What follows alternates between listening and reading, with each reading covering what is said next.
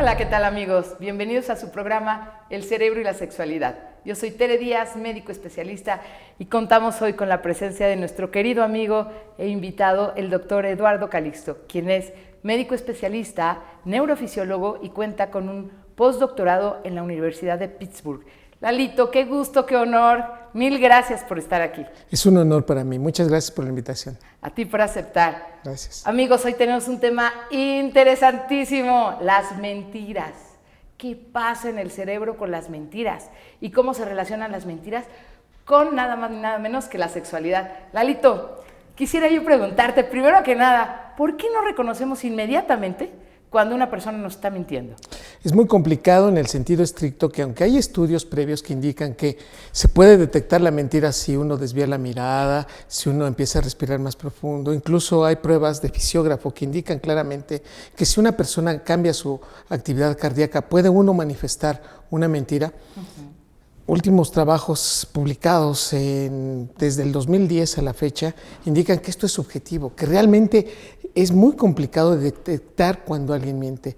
Y es más, cuando el cerebro se da cuenta de un procesamiento de una persona que nos está mintiendo, si hay un proceso afectivo inmerso, o sea, si adentro hay una sensación de cariño, la mentira es muy difícil de creerla. Aunque tú sepas que la persona te está mintiendo, disminuyes o atenúas, digamos, la fuerza por la cual quisieras castigar o expresar una manifestación de desacuerdo con esa persona. Por lo tanto, el cerebro sí tiene un factor muy importante de disminuir el factor de entender, de aceptar una mentira entre más quieres a una persona. Por eso es muy fácil engañar a las personas que más quieres. De ahí que las mentiras de padres a hijos, la mentira entre cónyuges, la mentira entre hombre y mujer como pareja, es muy fácil de lograr porque pues es muy claro que buscar es encontrar. Cuando ella busca y empieza a sospechar de que algo está ahí que no es muy claro, y cualquier indicio que detecte, que demuestre para ella que la persona está mintiendo, en ese momento empieza a definir si realmente el castigo que merece está en proporción de lo que ella desea. Y muchas veces, involucrado este proceso a largo plazo, las personas, aunque sepan la verdad, prefieren callar. Esta situación es tan común en América Latina que definitivamente el cerebro está preparado para desengañarse, está preparado para no desengañarse. Y cuando desengaña, cuando se da cuenta de esto, prefiere aceptar el proceso de la mentira, es decir, aceptar la condición a enfrentar una realidad.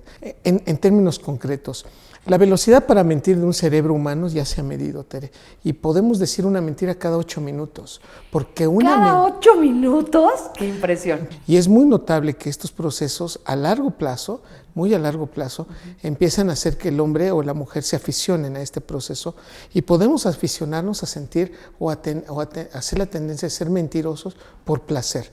Y este es un dato muy importante. El cerebro miente para tener, digamos, control de las cosas y afianza y miente para mantener algo a favor de él.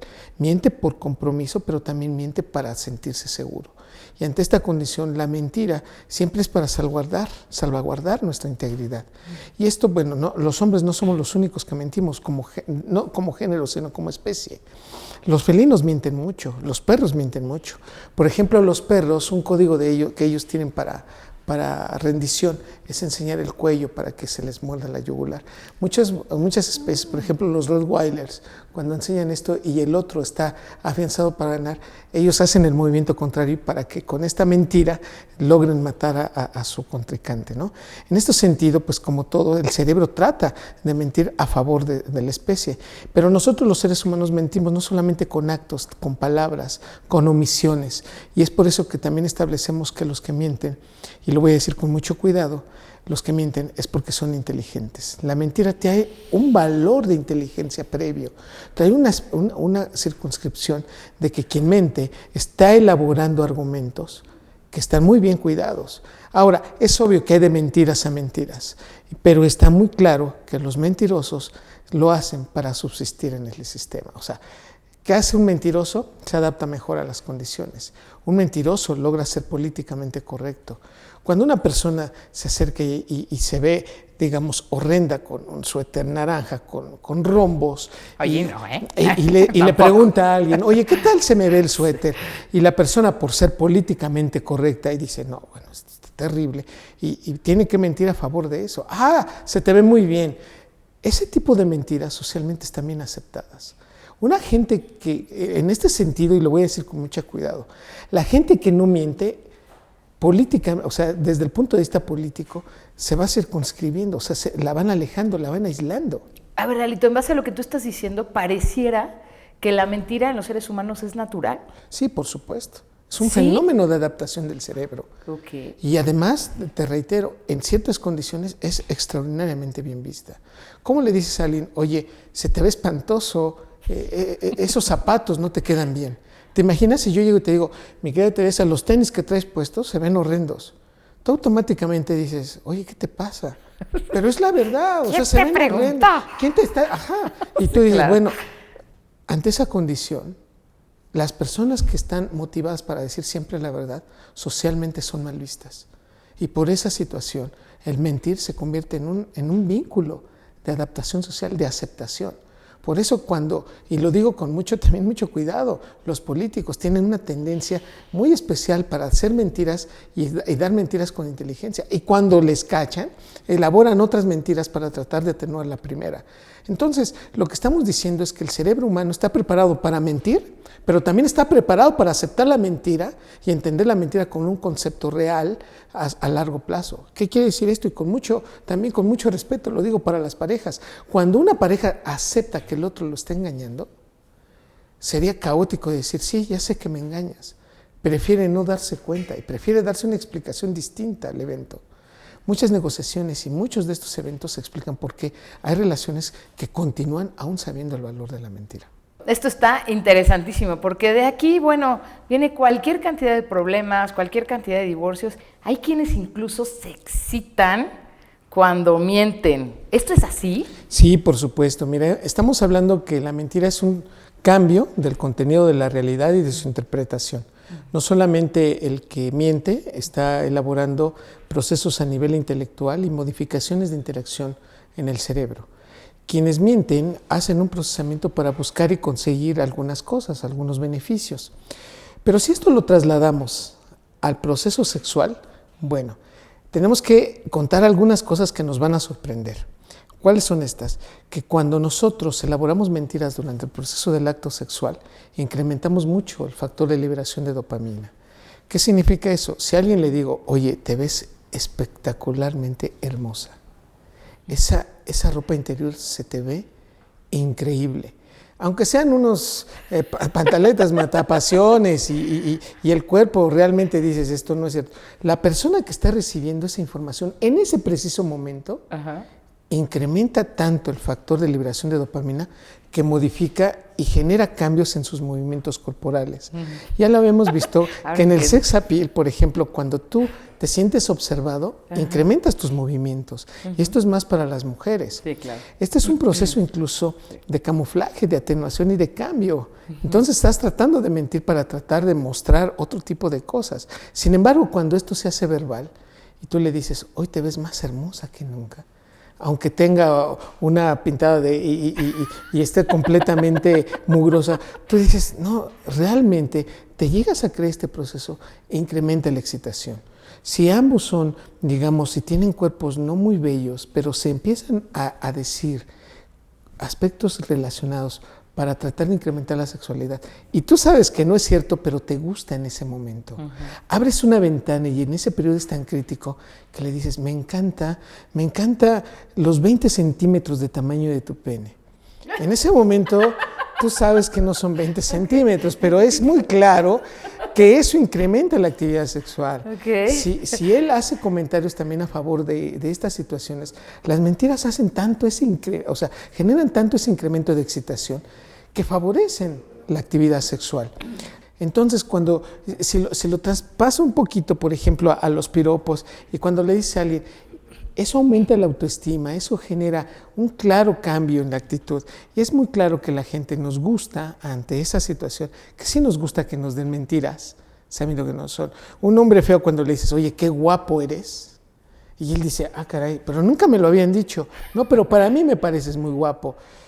Caray, esa situación se incrementa. Por lo tanto, aquí sí debo decir que si una mentira llevada en este periodo crítico de la sexualidad incrementa el apetito sexual. Súper buenos tips, amigos. Una mentirilla blanca por ahí, un gran halago, un buen piropo, excita a ambas partes. Buenísimo, sí. Buenísimo. Pero déjame te digo, los hombres damos mentiras diferentes a las mujeres. ¿Cómo? Sí, por supuesto. Mira, los hombres decimos mentiras para incrementar nuestra autoestima, nuestra proyección.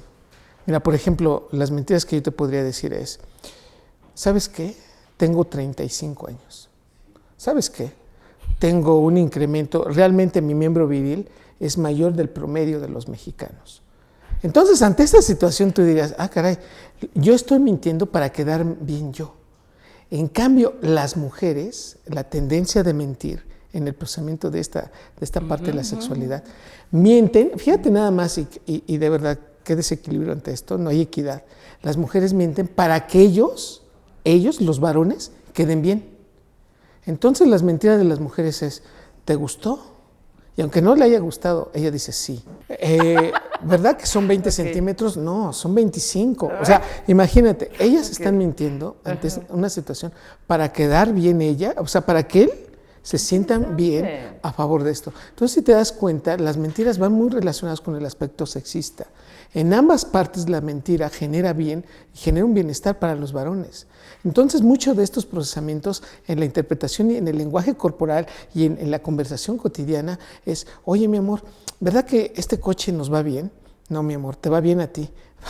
Claro, ya lo sabía. Esta circunstancia es un modus operandi y un modus muy en común de este tipo de mentirillas que vamos proporcionando en la gran cantidad de las cosas que vamos haciendo cotidianamente. Por eso, entender este concepto nos dirá dos cosas muy importantes. La primera, aquellos que me digan, fíjese que yo no miento, yo no sé mentir. Yo le diría, pues es usted marciano, porque en realidad todo cerebro humano está capacitado para mentir y aceptar mentiras. 1, 2. Hay un adagio muy importante, dice, pues yo nunca he mentido. Y entonces el adagio consiste en que nunca no existe. El proceso de mentir es en ese momento que lo estás haciendo, por lo tanto mentir acabas de decir en este momento. Nadie puede decir que no haya mentido. Y todos mentimos para favorecer primero a nosotros, para favorecer a alguien. Y de nuevo, las mentiras van en función de procrear. Las mentiras están en función de generar a la especie aquí. Mentimos y camuflajeamos para tratar de reproducirnos. Estas mentiras van muy en relación a tratar de cautivar a las parejas. Cuando una pareja le dice, sí, te ves muy guapo, aunque no sea, porque me conviene que te quedes. Cuando un hombre le miente y le dice, es que eres la mujer de mi vida, le conviene para tener sexo y a lo mejor esa noche hay un embarazo. En estas circunstancias, estos procesos de mentiras sí juegan a favor de la sexualidad, pero de nuevo, es una mentira para un proceso egoísta, un factor para que las personas establezcan y no se rompan. Ahora, es obvio que esto hay un juego, es una misma moneda que tiene dos salidas. Claro. La gente cuando descubre este valor, que así en forma definitiva dice, no, yo no puedo estar a favor de que me estés engañando. Ahora me entero de que tienes a otro. Y como hemos dicho, los hombres no pueden aceptar que su mujer haya tenido sexualidad con otro, y las mujeres no pueden aceptar que hayan dado calidad de tiempo a otra persona. Digamos que las mujeres cuando descubren, lo que más les duele de la mentira misma es que hayan pasado tiempo, que hayan invertido en cosas en la otra, y en los otros no aceptamos el valor de la sexualidad compartida. Entonces, ante esta condición, el mismo factor de la mentira y en proporción cuando las personas se quieren, también existe la otra parte, que se olviden, que se alejen, que rompan. Por eso, habrá que entender en el contexto social y psicológico en el que estamos involucrando la mentira. Si la mentira ha sido aceptada, se puede aceptar, se puede perdonar y se puede atenuar. Las redes sociales, un lugar donde hay mentira tras mentira tras mentira. Todo un tema. Tenemos que decir abiertamente que las redes sociales es uno de los sitios en donde más mentiras existen. De nuevo, este es el clásico ejemplo donde se trastoca la realidad y en donde las personas, aún sabiendo que la información que está vertida ahí es incorrecta, les parece atractiva y les parece divertido. Desde escoger el avatar, es decir, la imagen que uno tiene, uno no escoge la fotografía real que uno va a expresar en las redes sociales. Expresa la mejor fotografía que uno tiene y aún 20 años antes es la que uno pone o uno agrega. Por otro lado, escoge nombres o sobrenombres por arriba del nuestro para demostrar tal vez aficiones. Y también en esta circunstancia, hoy reconocemos que prácticamente el 23% de las relaciones actuales, del 23 al 30%, se dan ya por estas interacciones en las redes sociales. ¿Qué significa? Que de 10 parejas, en promedio, 3 se han iniciado por el conocimiento que tuvieron de ellos a través de una red social. Pero lo más interesante de esto es que cómo corre la información y cómo se trastoca. Esto quiere decir que nosotros los varones mentimos para tratar de tener una mejor atracción con las mujeres y de nuevo para incrementar nuestro atractivo. ¿Qué es lo que nosotros mentimos? Mentimos, por ejemplo, en relación a nuestra talla. Solemos decir que somos más altos. Solemos decir también que tenemos más escolaridad. Entonces, si yo no he terminado la secundaria, digo que ya voy en la preparatoria. Si estoy en la preparatoria, que tengo estudios universitarios. Si estoy en la universidad, que ya tengo estudios de posgrado.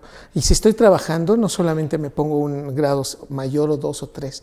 Pongo que soy director, o pongo que soy jefe, o pongo que soy gerente de ciertas condiciones. Ante esto, bueno, la gente dice, ah, caray.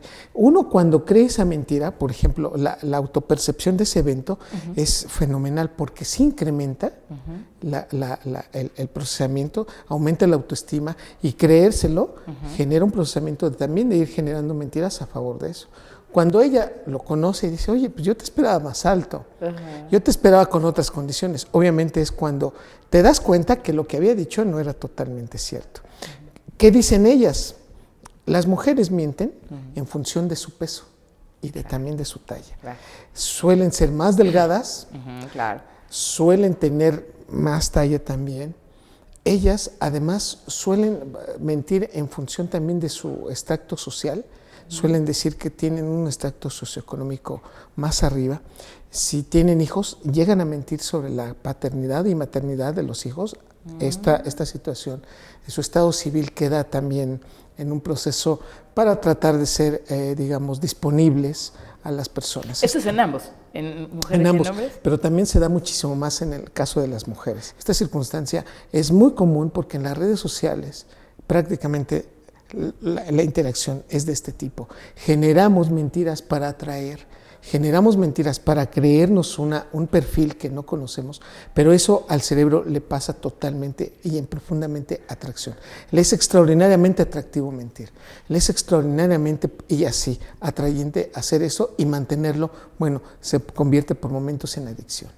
Y Lalito, yo quisiera preguntarte, y en este caso estamos hablando de que se miente para lograr algo, para conquistar, para conseguir, y tú al principio mencionabas que también suele ser muy divertido, ¿no? Sí. Yo te quisiera preguntar si se hace como mucho más adictivo por esta parte de diversión. Te quiero comentar una anécdota. Ajá. Alguna vez nos fuimos 3 amigas y yo a Cuba, ¿no? Y entonces estábamos ahí en Cuba, en la playita, etcétera. Y bueno, se acercaban muchos hombres a tratar de ligar, etcétera. Y llegó un momento en que dijimos, ay, o sea, siempre preguntaban lo mismo, ¿no? ¿Y a qué te dedicas? ¿Y cómo te llamas? Y las clásicas preguntas. Entonces, llegó un momento en que dijimos, ay, ya, vamos a cambiar de profesión. Y entonces, en ese momento a cada una se le ocurría algo diferente, ¿no? Una decía que era boxeadora, y luego cambió por piloto, otra decía que hablaba francés, hasta que un día uno de los chicos le dijo, ah, qué bueno, mi amigo habla francés, y la otra se quedó así un poco como... Pero resultó divertidísimo, o sea... no era para conquistar, no era para lograr un objetivo específico, solo era por la pura diversión, específicamente en las redes sociales. Sí. ¿Qué ocurre? En este aspecto, de nuevo, estamos generando un proceso de divertimiento. Se siente uno, hay un dejo de impunidad en las redes. Sí. Es decir, puedes hacer cualquier cosa y prácticamente, salvo que te pudieran decir algo, no pasa de ahí. Entonces la mentira no es tan cuestionada ni tampoco tan castigada como pudiera hacerse de persona a persona. Esta interacción interpersonal en las redes sociales genera un procesamiento de liberación de dopamina que precisamente esto puede rayar a irte y llevarte a un sitio en donde puede ser peligroso, que es el estar mintiendo en forma constante, pero ahora ya lo haces porque te genera mucho placer. Sí puede hacer eso. Digo, no es el caso de esta situación, porque lo que hicieron cuando estaban mintiendo entre ustedes y con las personas era diversión. Sí. Y esto, bueno, lo podemos entender que era para incrementar sus niveles de dopamina y de endorfinas en donde se sentían muy contentos. Pero en las redes sociales esto puede ser tan atrayente que puede generar una adicción a mentir. Entonces nos podemos ser mitómanos. Entonces el mitómano, a diferencia de una mentira así esporádica, el mitómano lo que hace es decir mentiras y creerse sus mentiras. Entonces el mitómano te puede decir abiertamente, no, pues yo compré un televisor y bueno, como no quería nada más tener un televisor y quería ver la repetición, me compré 2 televisores, uno derecha y uno izquierdo. Y como realmente estaba yo muy obsesionado, pues me compré el tercer televisor. Y entonces, ¿sí te los compraste los 3? Ah, sí, claro. En realidad eso está... No, yo me lo creí. Mira, no me compré ni siquiera uno, pero estas personas cuando lo hacen por un proceso también adictivo, porque eso va aumentando su autoestima y construyen también su autoestima en base a mentiras. Obviamente estamos hablando ya de un trastorno de la personalidad, un trastorno psiquiátrico, que si no dice las mentiras, él se siente que no está encajando y no se está afianzando. Si esto lo generamos también en la sexualidad, bueno, tenemos problemas tremendos, en donde ellos tienen que construir a través de la mentira una mejor interacción. Pero evidentemente, tarde o temprano, este procesamiento puede caer y es muy claro que para ocultar esa mentira necesitan decir otras más. O sea, se hace una terrible adicción y específicamente en redes sociales esto engancha muchísimo. Por supuesto. Y también en la vida real, por ejemplo, estas personas de las que hablábamos que son infieles, ¿no? Sí. Y que a lo mejor tienen periodos de fidelidad y luego se tienen que volver a enganchar para seguir mintiendo por esa excitación. ¿Así sería? Eso es... Este es uno de los elementos básicos. Así es, este procesamiento de buscar a través de eso incrementar ese proceso es muy correcto como lo que acabas de decir. Yo quisiera preguntarte, los jóvenes tienden más a esta adicción a las mentiras porque hay personas que desde chiquitos se acostumbran a decir mentiras, o ya de grandes es más fácil que elaboren una mentira y se hagan adictos. ¿Cómo es el proceso en el cerebro? Mira, Tere, aquí hay una ontogenia, es decir, una evolución del mentiroso desde las primeras etapas en la vida. Y lo acabas de decir muy bien, el niño tiene una creatividad muy grande que para él ese valor de la mentira no existe tanto, aunque podemos decir que es una mentira en el sentido de que es una interpretación incorrecta de la realidad. Pero el niño puede tener, por ejemplo, un amigo imaginario. Más o menos el 62% de los niños en el mundo tienen un amigo imaginario. Un amigo que tiene superpoderes, un amigo que puede traspasar las paredes, un amigo que le da información que él pues le inventa obviamente y que te dice, ¿y quién te dijo eso? Pues me lo dijo Charlie Mon, ¿no? ¿Y quién es Charlie Mon? Pues aquí estaba parado, pero ahorita que llegaste se fue. Ese tipo de cosas no es malo, hay que entender que es un proceso natural, que los amigos imaginarios incrementan la creatividad. Los niños y los jóvenes mienten más porque no tienen elaborado el freno de la corteza prefrontal también para disminuir la activación límbica. Nosotros mentimos en la capacidad de liberación de dopamina y nos sentimos bien cuando mentimos. Ahora, ya sé que habrá gente que nos diga, no, yo me siento muy mal cuando miento porque soy consciente. Hay que ver el contexto en donde lo está diciendo y lo que está interpretándose en ese momento. Pero la gran mayoría de las mentiras que estamos defendiendo en nuestra vida son generadores de un estado para tratar de o mantener ese estado de estabilidad o evitar una consecuencia desagradable.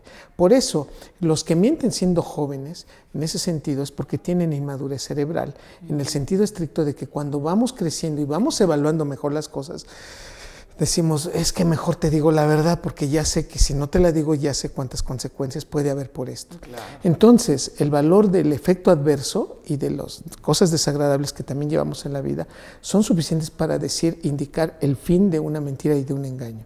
Entonces, con toda esta condición, sí debemos decir que los valores de las mentiras en sí tienen mayor propensión al engaño cuando somos más adultos, pero un engaño para beneficio de una sola, es un engaño egoísta.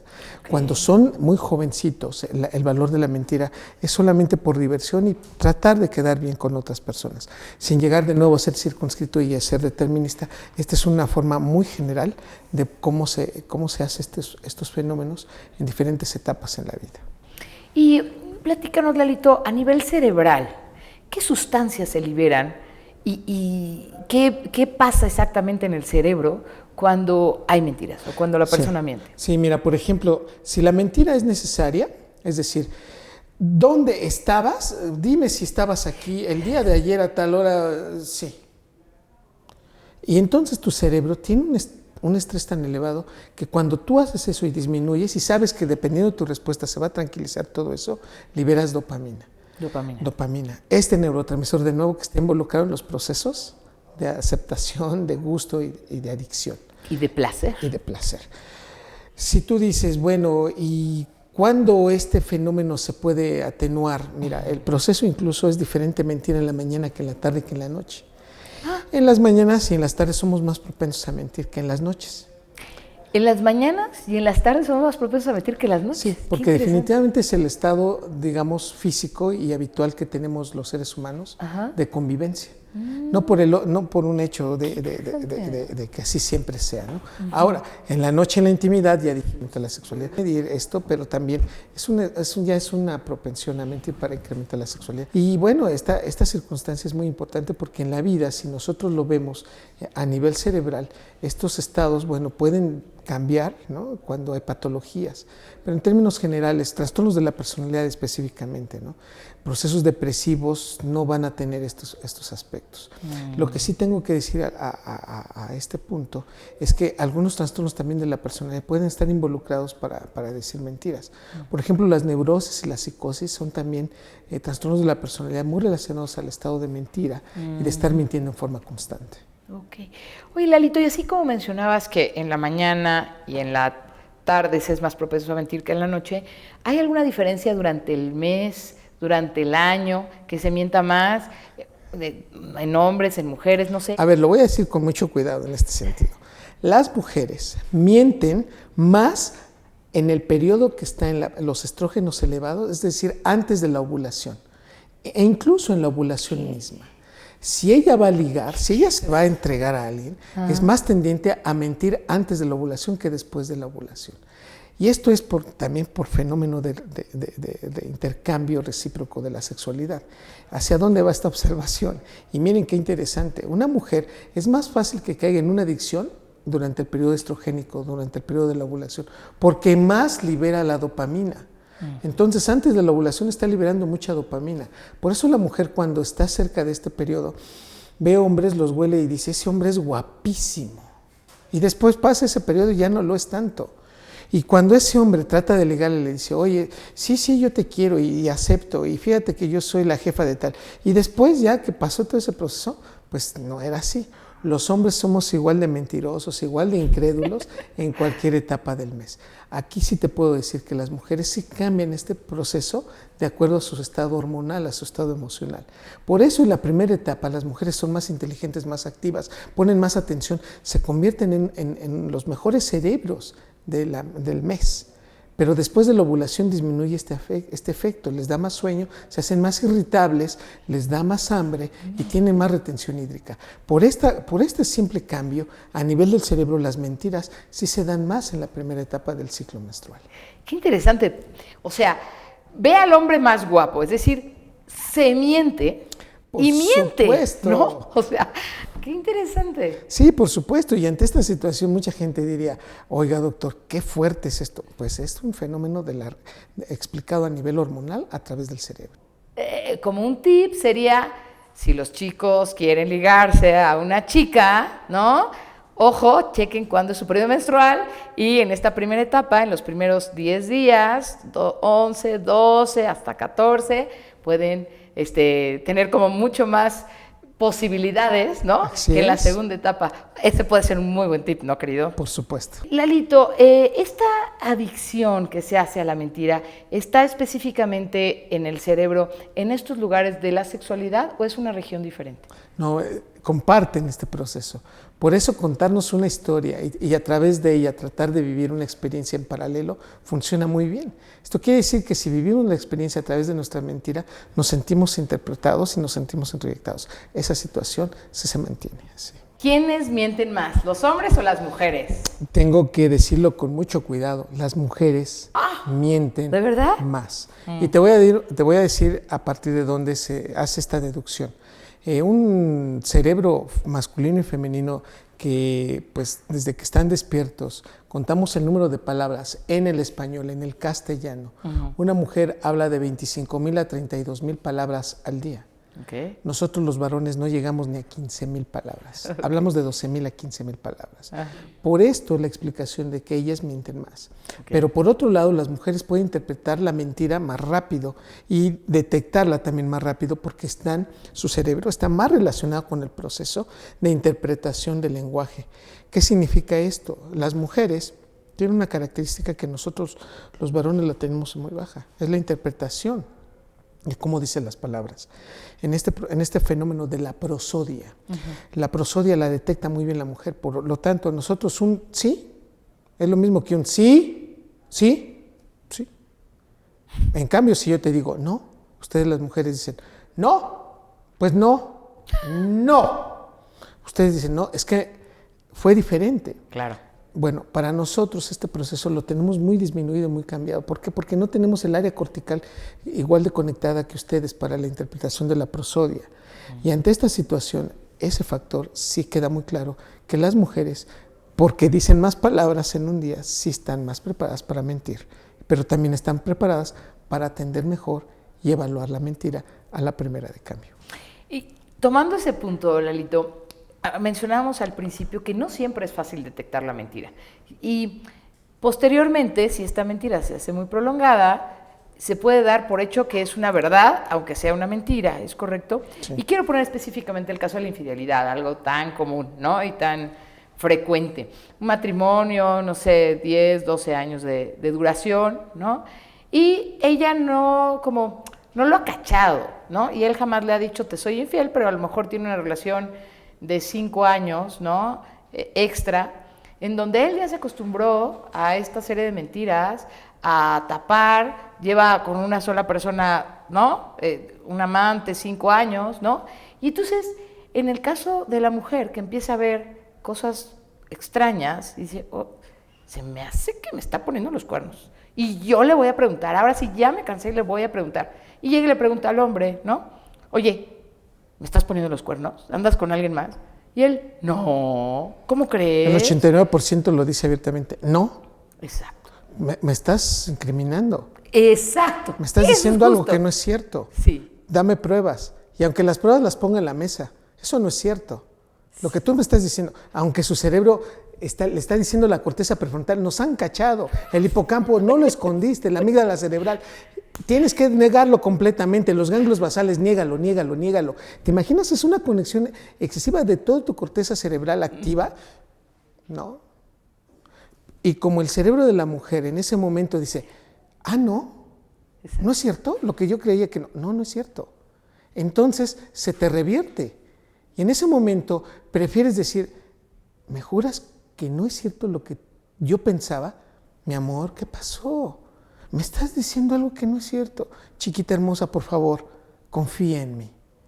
¿Cuántas discusiones se terminan por ese simple hecho? Porque aunque ustedes detectan todo, sí, son capaces, y aunque lo han, digamos, han hecho el rompecabezas completo y señalan el punto con otro, y entonces detectan y hacen toda la secuencia, prefieren quedarse con el valor de la mentira a aceptar y cambiar la realidad. Es decir, prefieren continuar con la mentira a cortar ese proceso porque ya se dieron cuenta que sí les estaban mintiendo. Es algo terrible, pero así nos movemos. Es real.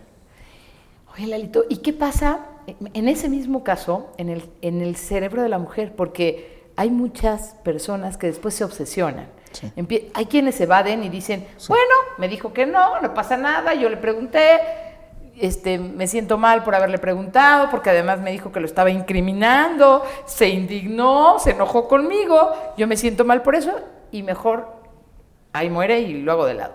Pero hay mujeres que se obsesionan y dicen, ahora hasta que lo cache.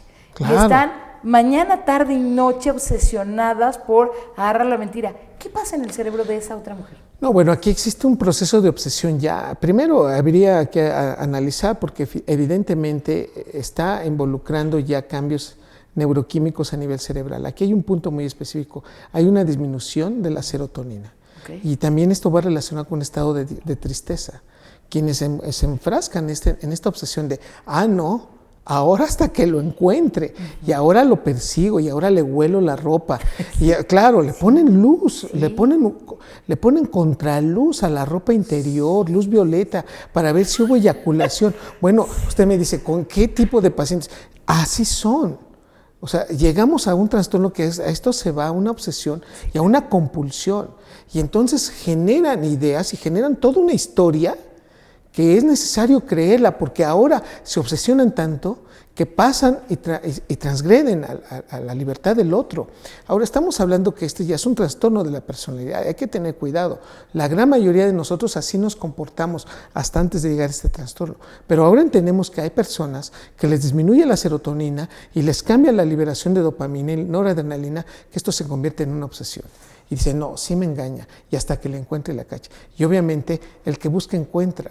Hay elementos que a lo mejor no tenían que ver, pero se interpretan de tal manera que le dicen, claro, él lleva un voucher o un recibo de un restaurante en donde se pagaron 2 personas, y a lo mejor ese día había invitado a su amigo a comer o se vieron con algunos amigos y él le dijo, bueno, yo te invito, pero como son 2 personas, ¿quién era la segunda persona?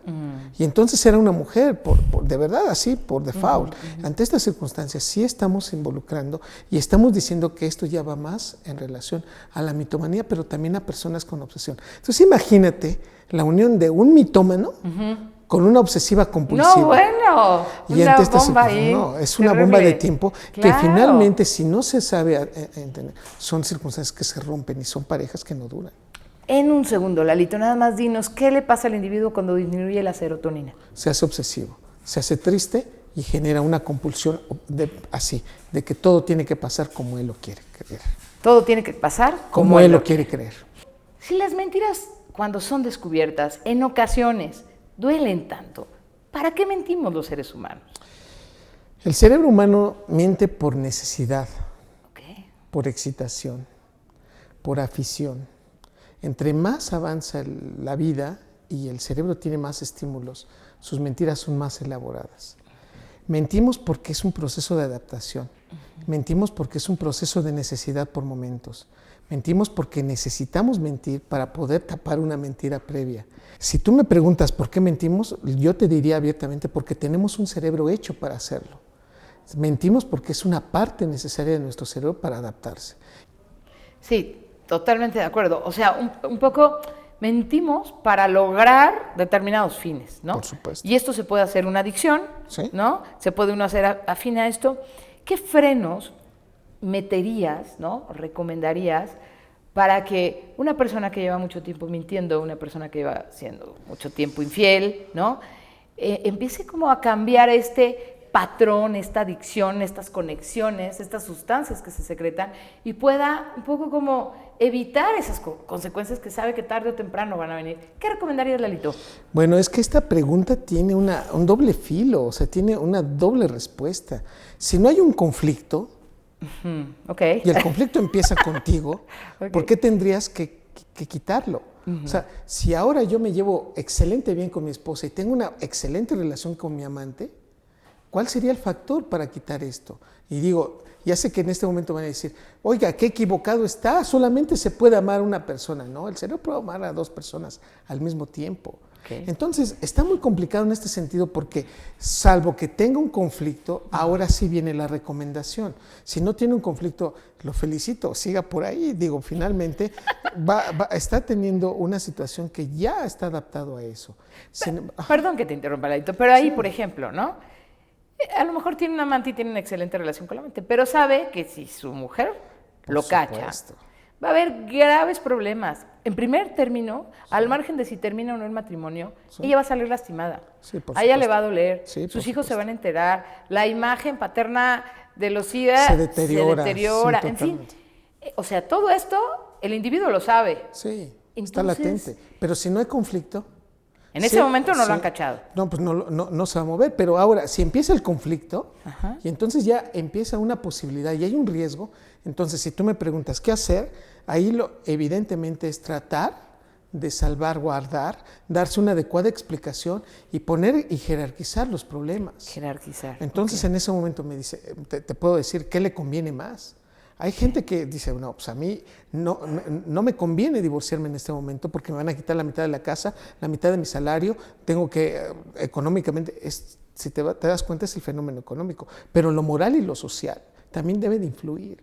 Pero la gran mayoría de los seres humanos eso es el último elemento en el que piensan y es el que más afecta en el proceso de la mentira. Por eso, ante esta circunstancia, yo te diría, ante este punto, un solo tip a favor de esto, darse una adecuada explicación de por qué las cosas están en ese momento de esa forma y aceptar las consecuencias, buenas y malas, de las decisiones que él tomó. Él sabía desde el principio, o ella sabía desde el principio el riesgo y lo asumió así.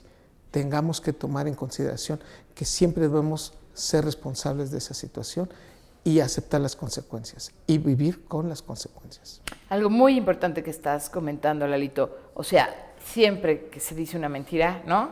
Hay que medir estas consecuencias, porque uno a veces cree que llegan aquí y llegan hasta acá, ¿no? Y se salen de las manos, se vuelve una bola gigantesca de nieve, se vuelve una adicción y ya no hay manera de frenar. Estupendo, lo acabas de decir muy bien. Lalito, ¿cómo resumirías todo este capítulo que hemos visto?